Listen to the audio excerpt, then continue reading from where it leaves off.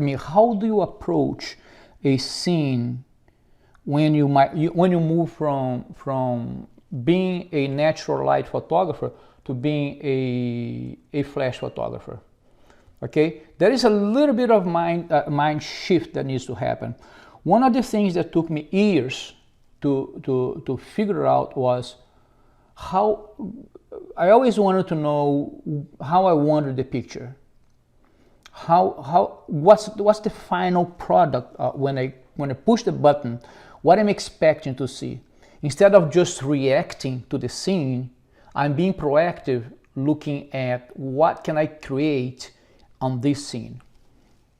Okay, so yesterday was a case, I still don't have the picture here. Yesterday we did an engagement session, a beautiful location around here, and we were moving locations from one side to the other. I'm going to show you that image once we download the image. We haven't done anything with it because we shot that yesterday, like probably around 7 at night.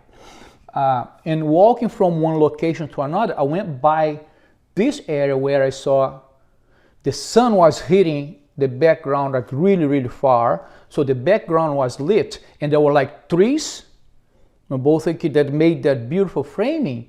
And where the tree was, there was no sun coming through. So it was really dark at that point, right?